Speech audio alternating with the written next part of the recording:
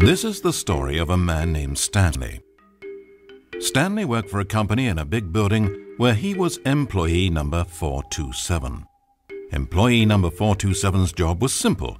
He sat at his desk in room 427 and he pushed buttons on a keyboard. Orders came to him through a monitor next to his desk, telling him what buttons to push, how long to push them, and in what order. This is what employee 427 did every day of every month of every year. And although others might have considered it soul-rending, Stanley relished every moment that the orders came in, as though he had been made exactly for this job. And Stanley was happy. And then one day something very peculiar happened. Something that would forever change Stanley. Something he would never quite forget. He had been at his desk for nearly an hour when he realized that not one single order had arrived on a monitor for him to follow. No one had showed up to give him instructions, call a meeting, or even say hi. Never in all his years at the company had this happened, this complete isolation. Something was very clearly wrong. Shocked, frozen solid, Stanley found himself unable to move for the longest time. But as he came to his wits and regained his senses, he got up from his desk and walked out into the hallway.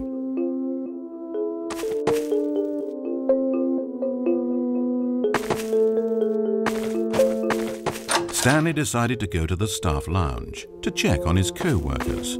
He never functioned well by himself and constantly needed support and guidance from others, so the thought of total solitude was terrifying to him.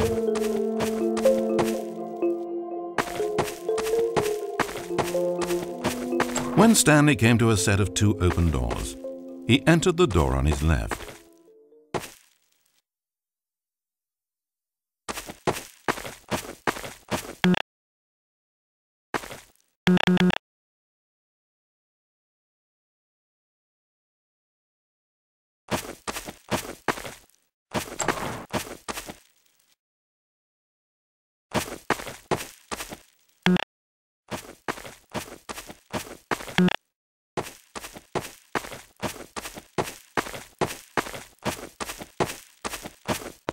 As Stanley entered the lounge, he was horrified to find not a single person here. He decided he would walk up to see his boss, hoping that he would find an answer there.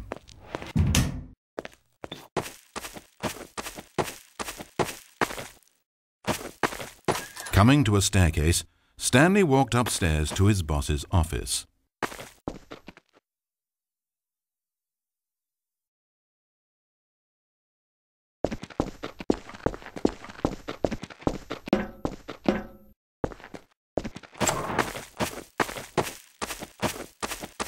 Entering his manager's office, Stanley was once again stunned to discover not an indication of any human life.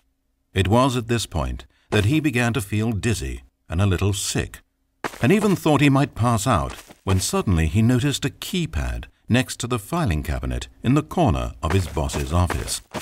Stanley had never seen this panel before and had no idea what combination of numbers would produce any result. In fact, only Stanley's boss knew this, since the panel withheld access to the boss's greatest, darkest secret. And so he had assigned the keypad a combination that only he could possibly know. The number of his freshman dorm number in college. 1957. But of course, yet incredibly, by simply pushing random buttons on the keypad, Stanley happened to input the correct code by sheer luck. Amazing. Stanley ventured forth into the newly opened passageway.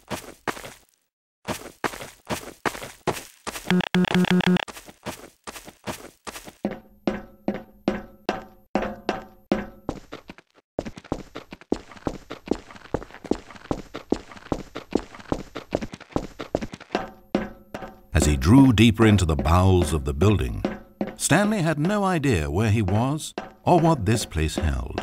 And just as he began to think he might not discover a thing, he emerged into a long room to find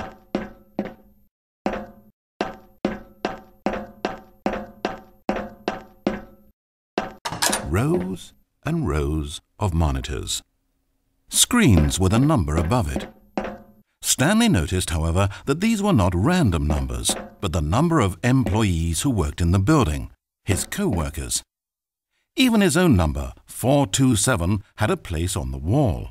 But why a setup so elaborate, he asked. Was this simple surveillance or something even more? And as if in answer to his question, the wall slid open before him, revealing the ultimate truth of the situation. An enormous control panel Stanley discovered, but not one that controlled simple machinery. Buttons were labeled with emotions. Happy, sad.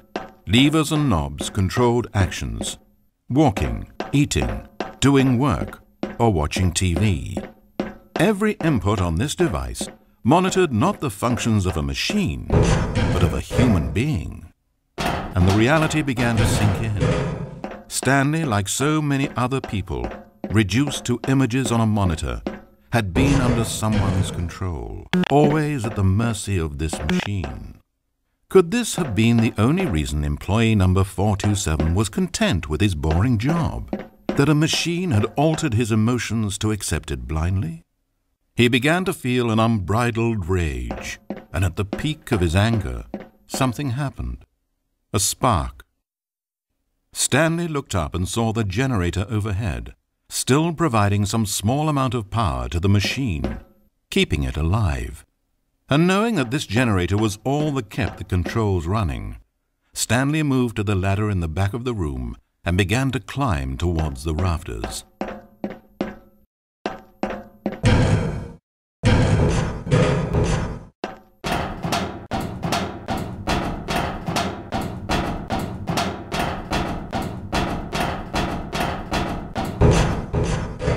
The higher Stanley climbed, the closer he felt to freedom, the further from enslavement.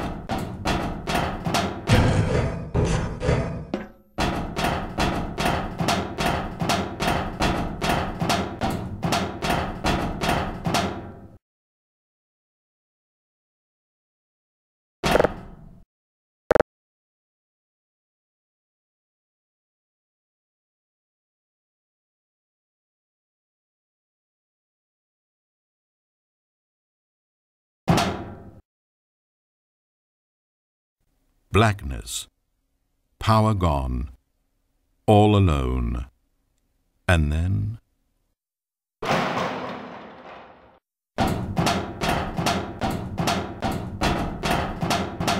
As he stepped through the door into the fresh outside air, a feeling of liberation rushed through Stanley's body.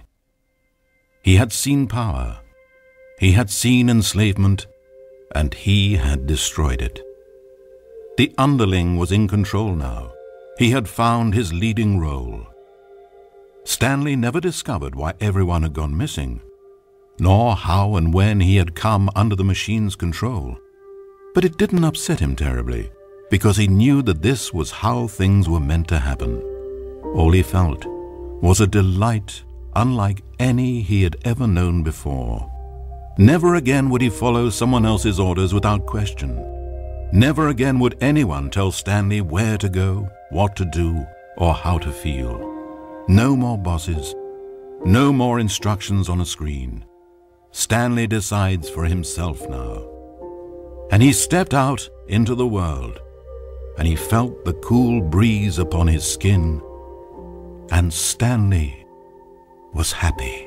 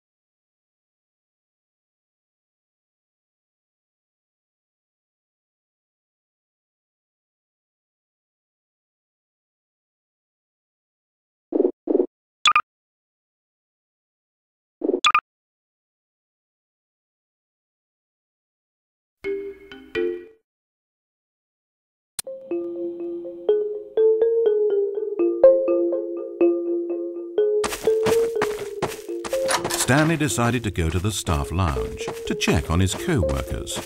He never functioned well by himself and constantly needed support and guidance from others, so the thought of total solitude was terrifying to him. When Stanley came to a set of 2 open doors, he entered the door on his left. This was not the correct way to the employee lounge, and Stanley knew it perfectly well, so he turned left at the first open door and walked back in the right direction.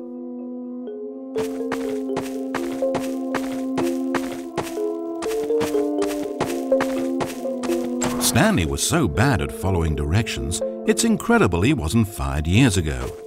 Maybe this is why everyone had left. No one wanted to be around someone as bad at listening as him. And since he was walking into the middle of nowhere and thus ruining the entire story, Stanley decided that he would punish himself. So when he came to the elevator and the doors opened, he stepped inside and pushed the button to go up.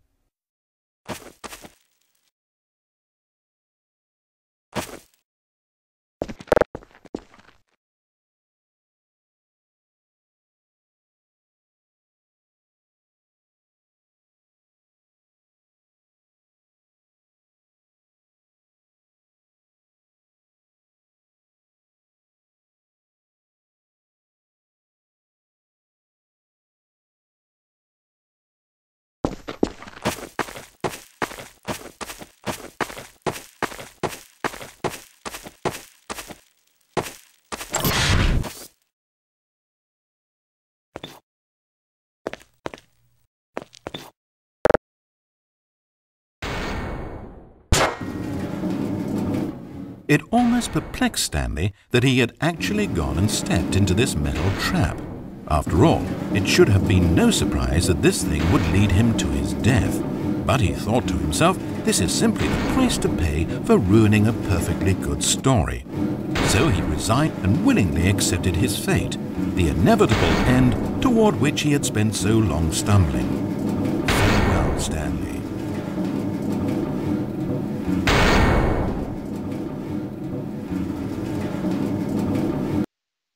"Farewell, Stanley," cried the narrator as he sent his subject down the conveyor belt and into the enormous metal jaws. In a single visceral instant, Stanley was obliterated as the machine crushed every bone in his body, killing him instantly.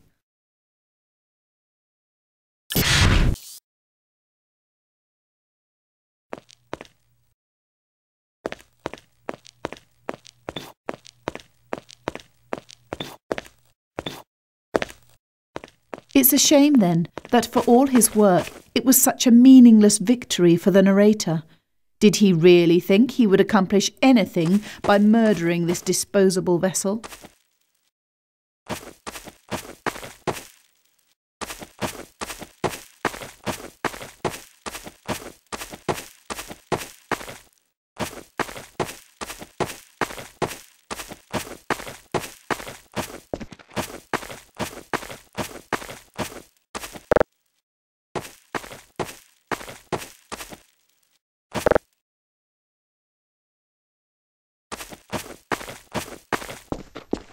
Every possible choice Stanley could make had been designed for him long before he ever set foot here. The narrator wanted to kill him. Stanley was already dead from the moment he hit start.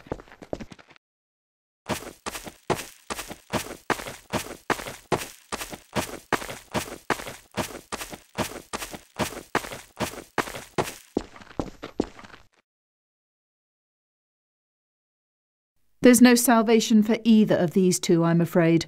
The narrator had as little power over Stanley as Stanley did over the paths that he walked.